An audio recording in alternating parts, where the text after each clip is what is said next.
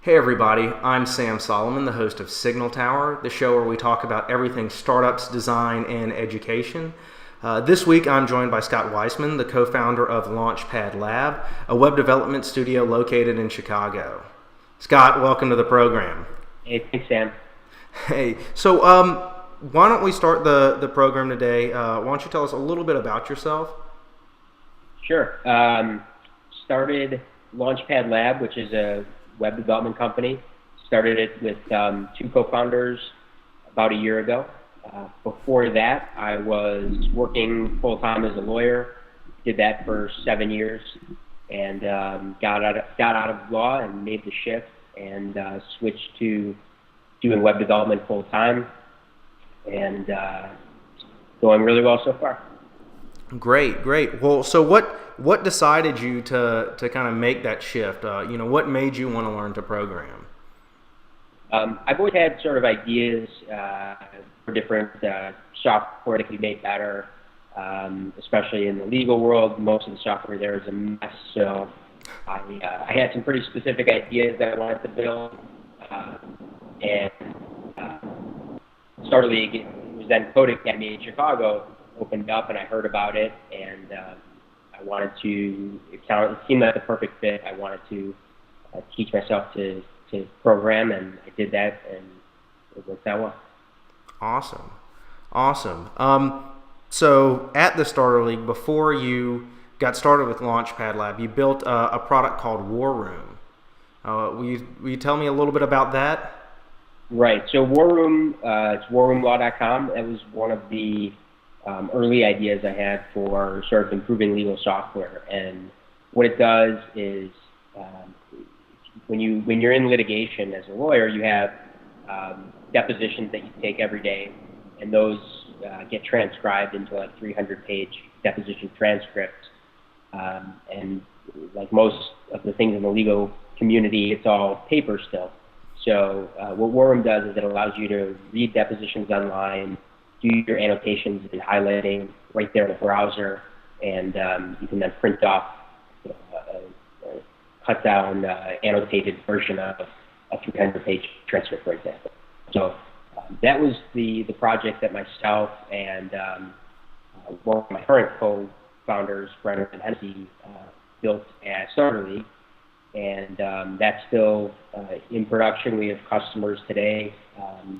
And right now, so we run that now under Launchpad Lab. Cool, cool. Yeah. So your other partners, though, I guess your partners for Launchpad Lab, they're all Starter League students too, right?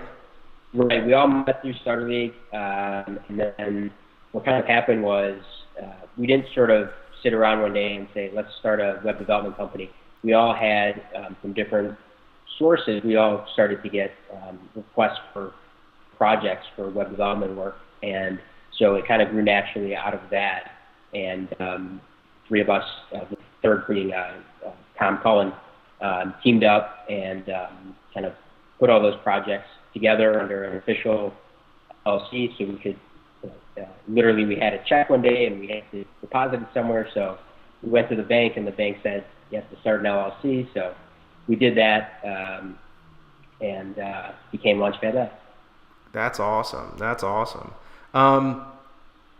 So you're working full time on Launchpad Lab right now. What's kind of an average workday like for you? So what we do is, primarily we do client work. So our clients can range from startups to large businesses, and so we're working really closely with clients all the time to try to deliver the best software we can to them. We also do in-house projects that we do that so we stay sharp, so we can also be entrepreneurs in the startup sense of things, and kind of keep so we can get a feeling of what our clients are going through as well. So we have in-house projects, we have client work, and that's kind of how we split up our days. And so it depends, day to day, week to week, it could be meetings with clients, a lot of coding work. Three of us are co-founders. We also do development more. So it can the tasks on a day-to-day basis can really range across all things. Cool. Can you share with us any examples of those kind of like internal projects you guys are working on? Sure. Well, War Room was the first, and we kind of want to continue that spirit. So we did one. The newest one we launched is called Youre's Barrel. Youre's Barrel. I said that right. I think it's yourebarrel.com. And what that is, it's a recipe site for home brewers. So my partners Tom and Brendan are both really into brewing, and they've kind of dragged me into this hobby. And so, they were looking for a place where they could find really good recipes to make certain types of beer, and that's what Brewer's Barrel does.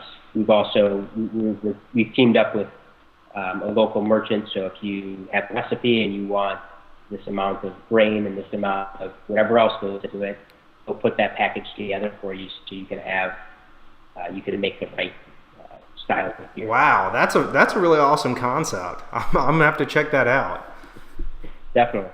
All right, so kind of going back to Launchpad, who are your clients, and I guess how do they find how do you find them, or how do they find you? I wish I knew how to make every client find you, or how to make every potential client find you. It's really random. I mean, obviously in Chicago there's a great startup community that's growing. It's still pretty young, but there's a lot of activity, as you know, in that space now around 1871 and both in Chicago and all the events that are going. So you stay really active in those communities, and that's where a lot of the early stage startups that find us come from.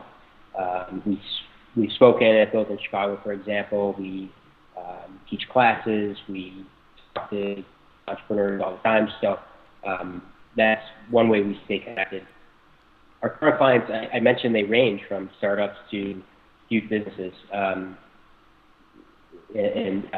everything in between. So one of our latest projects, I don't even think it's on the website yet, but we did the redesign and rebuild of site for the band Hanson. Famously had the MMMBop song way back when, but they released a new album and had some issues with their site, so we came in and helped them out a bunch. Other clients, Greater Than, which is a great local sports drink company here in Chicago that's expanding. We did their redesign and rebuild of their site.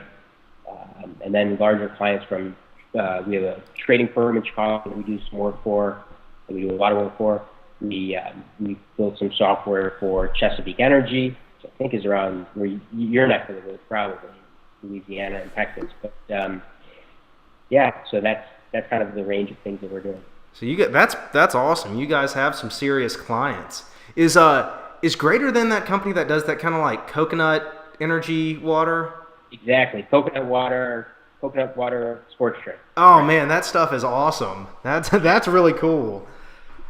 So I guess what are some of the main challenges you guys have had to overcome starting a development studio, and how do you go about overcoming them? Sure. I mean, client communication is the biggest thing by far. Is you have to learn, and I don't know if there's a way to learn how to communicate well with clients without doing it over and over and over again. So, we're constantly learning, trying to improve our process, trying not to make the same mistakes twice.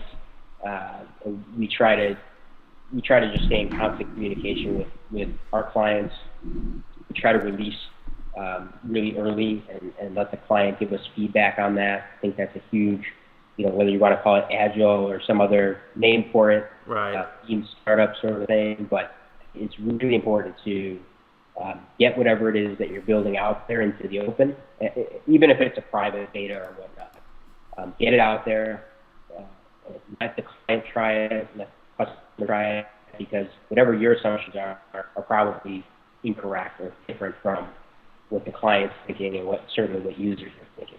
So. Cool. So you guys have started teaching JavaScript workshops at 1871. How have those gone so far?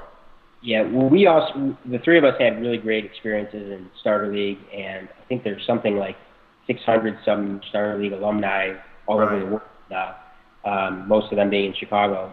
But we had great experiences there, so we wanted to do something to just try to give back a little bit and just share whatever knowledge we have with other people, with other Starter League alums. And it's open to anyone, really, but the majority of people interested in this area obviously come from Starter League. So we're teaching a JavaScript course there. We've done one class 2 weeks ago.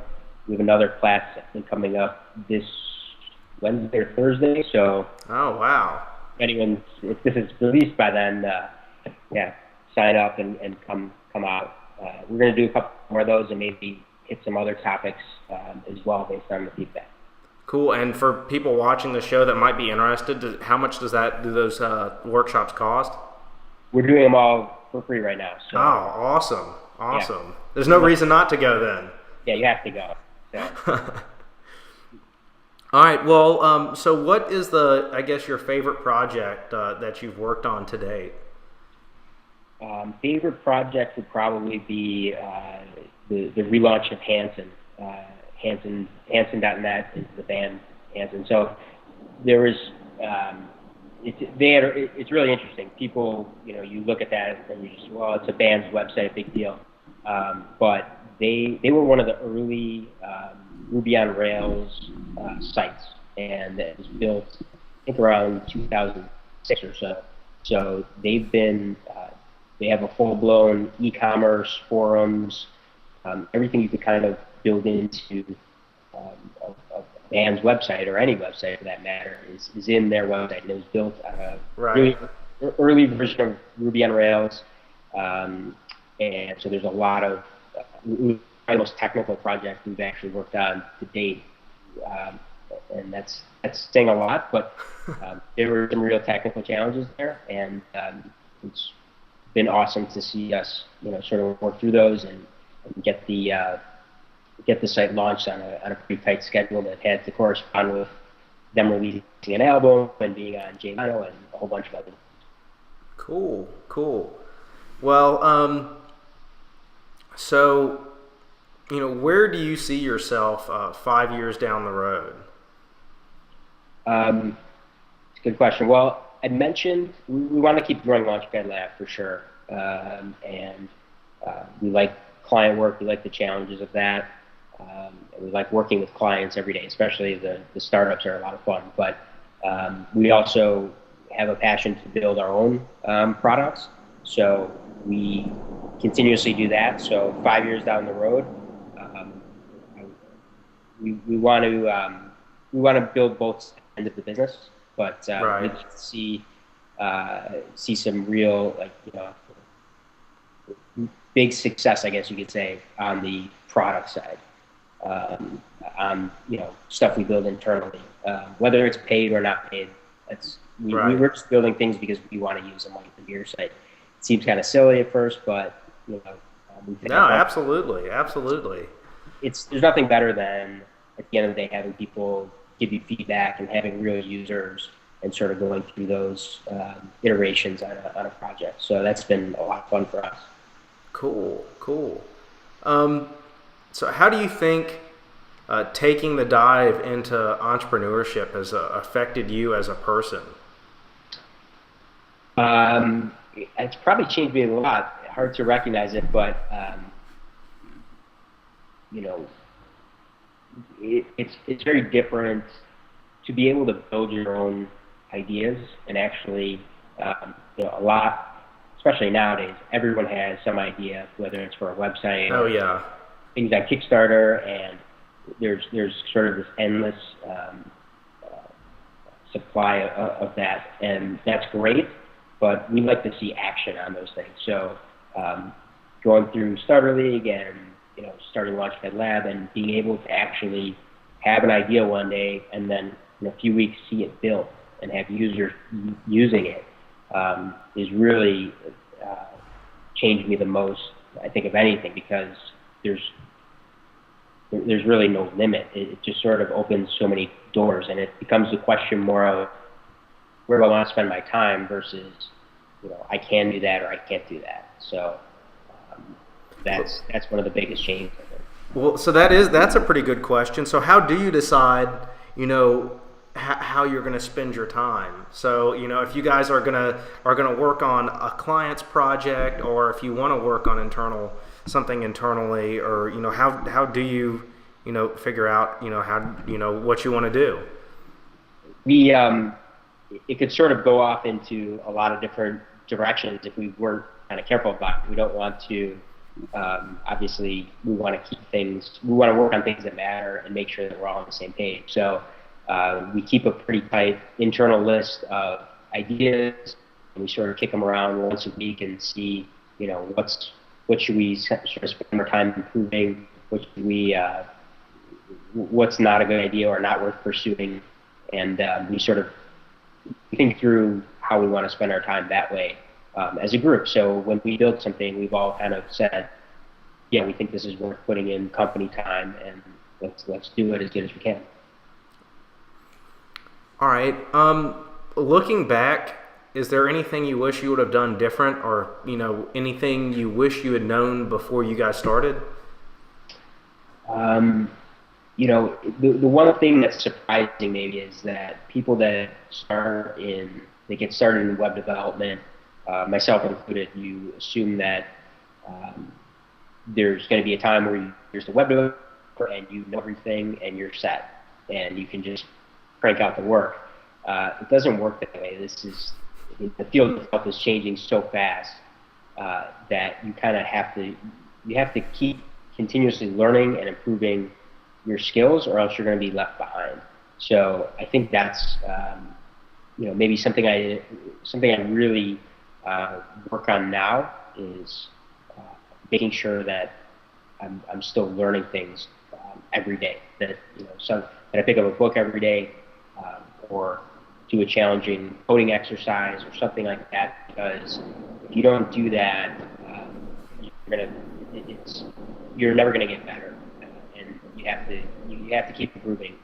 You can't just reach a level, at least in web development, in coding especially, like there's never a level you just reach and you just say, I got it, and that's the end of the game. So you have to keep working at it, and I think new developers coming in should really understand that. So for new developers coming in, do you have any resources that you recommend that they check out? Places that they should look to start to, I guess, expand their knowledge? Yes. I actually wrote a post on this not too long ago on our blog at launchpadlab.com. Little self-promotion, but I'll tell you the high points. If you're just getting started, learn some HTML and CSS. Shay Howe has an awesome tutorial on that. I think it's learn.shayhowe.com. And when you start to make the transition if you want to go from HTML and CSS, the common front-end work, to web development with Ruby on Rails, there's a great tutorial by Michael Hartle. It's called the Ruby on Rails tutorial, right? Something along those lines. And that's a great place to get going and kind of dive in. Yeah, both those, and I'll find that post and link it when I go do the transcript. So you're covered. I probably mentioned a few more, and there's a lot of great resources. They've certainly gotten better in the last few years.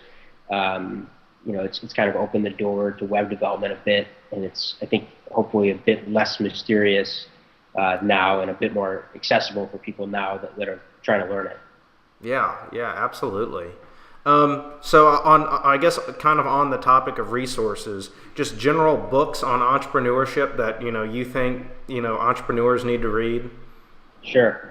Well, first of all, I'd say it's you have to do it. I think Paul Graham said something like this, like entrepreneurship is one of those things best learned by doing, or something. Absolutely. Probably butchering it, but yeah, there's no substitute for learning it. We found that for sure in our own or in our own work. As far as books and resources, obviously, like the Lean Startup is a must-read.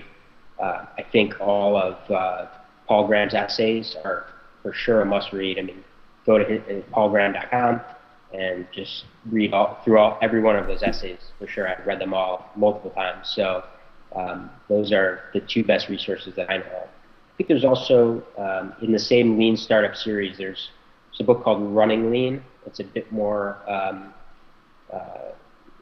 active advice. You could sort of take it and run with it. Right, by Ashma Youre. Yes, exactly. Yeah, I really like that one. Yeah, and Paul Graham's essays are fantastic too. And for those watching who don't know, Paul Graham runs Y Combinator, which is probably the world's most famous startup incubator. So he's an incredibly smart guy, and he knows his stuff when it comes to startups. Right, exactly. So I guess, do you have any last comments? Any things you want to leave, with the viewers? Are there any questions that I need to ask you that I didn't? I should mention, I'll go back for a second, mention one more resource. 37 Signals is a company here in Chicago that we really admire and look up to. They have, their first book is called Running Lean. It's probably less well known, but I think it's available for free on their site. Also, check out their blog, Everyday Signal versus Noise.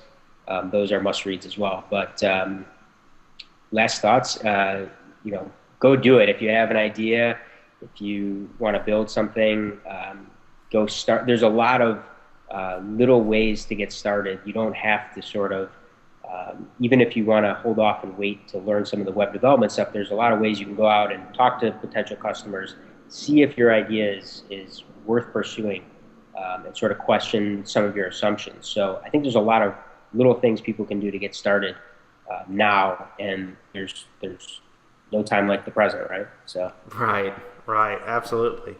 All right, so I guess where can people follow you? How can they give you money? How does that work? Yeah, no. I'm on Twitter at Scott Weisman, and you can email me scott@launchpadlab.com. All right. Well, Scott, thanks for joining us today. It's been a pleasure. Everybody else out there watching, this is Signal Tower. You can find us at signaltower.co, at Signal Tower on Twitter, and /Signal Tower on Facebook. Thanks for watching. Thanks for having me.